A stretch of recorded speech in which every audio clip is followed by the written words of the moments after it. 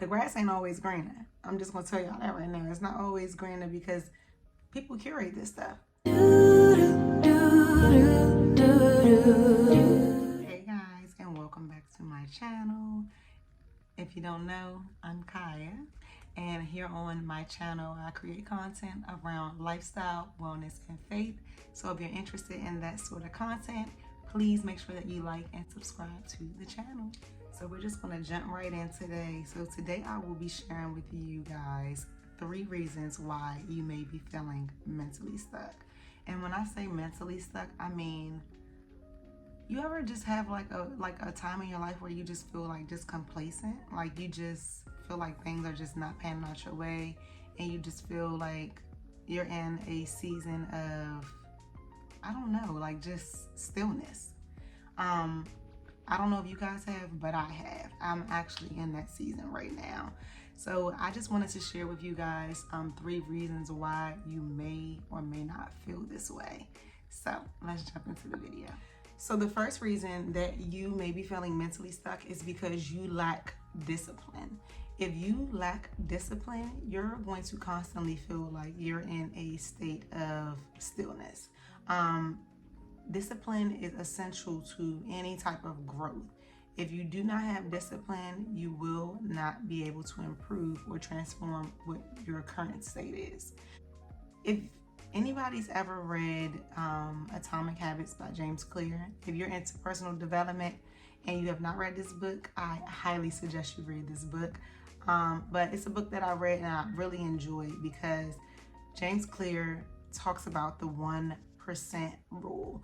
And the 1% rule, what that is just basically kind of like a mechanism that if you do not even 1%, but like one thing, or make small incremental changes, they can result in major life-changing results over time.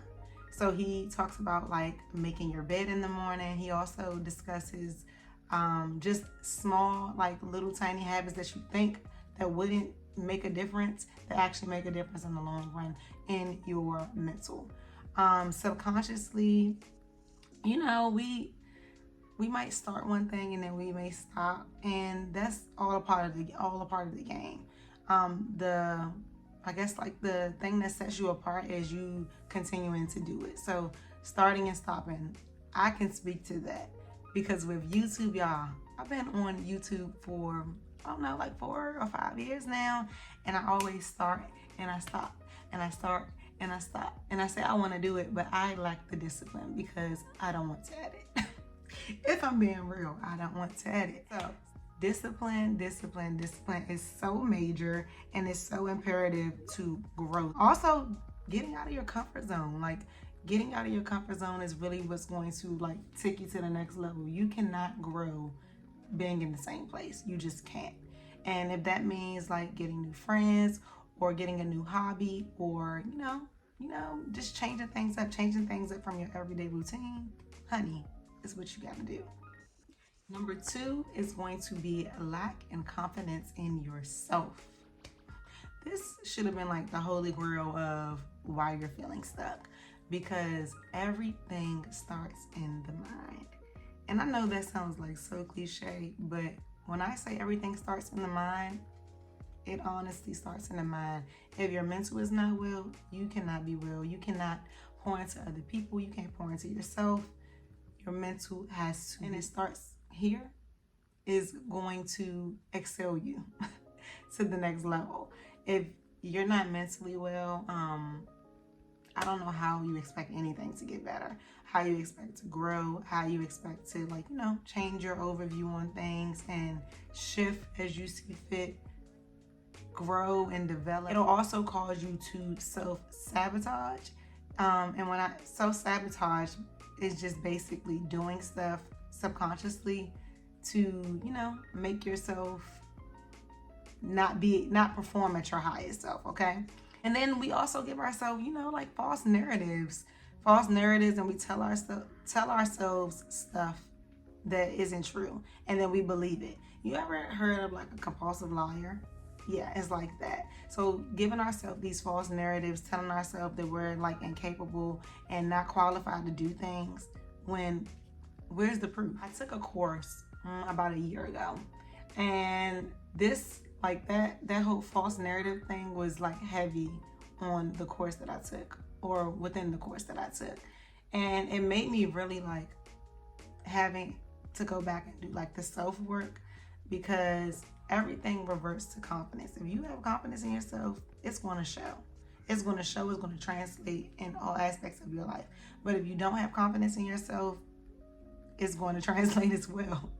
It's going to show up in ways that you never thought that it would show up. Tell yourself something different. Give yourself, I don't know, a new narrative.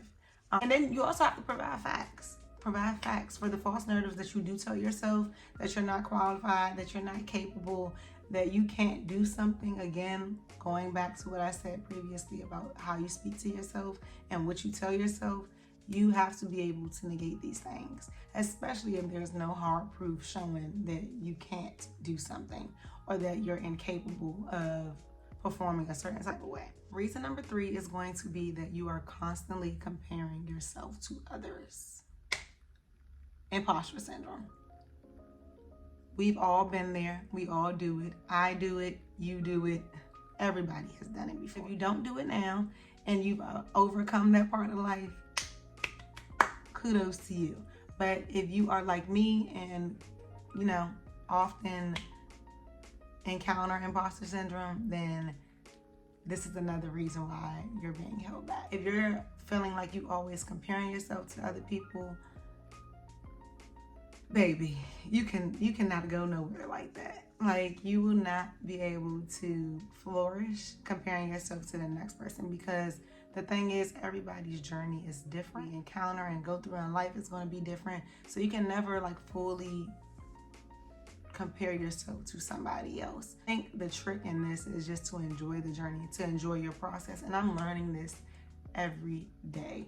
It is hard because you're constantly seeing, you know, on social media, Instagram, YouTube, whatever social media outlet you use, you're seeing all these people that some people you may even know that are doing well off and are doing so much better than you.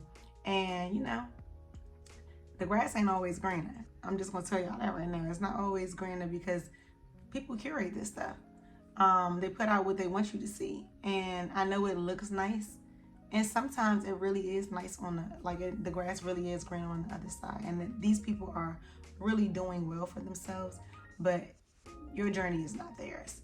So I think the trick with this is to essentially just enjoy the process. Enjoy the process, because God can't bless you with anything that you're not ready for. And it's not by definition of what you feel like you're ready for, but what he feels like you're ready for. Like, sometimes I really just sit and think and just be like, thank you, God, because I wasn't ready for that.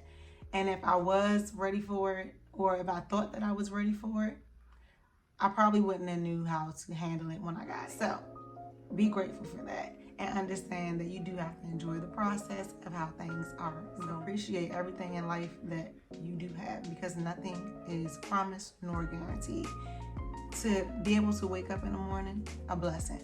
To be able to have a house that you live in, a blessing. To be able to have air in the house that you live in, a blessing. So find, opportunity to just be grateful for the things that you have, and stop comparing yourself, because that will lead you to I don't even know where it's going to lead you. It's going to lead you to somewhere that you don't want to be.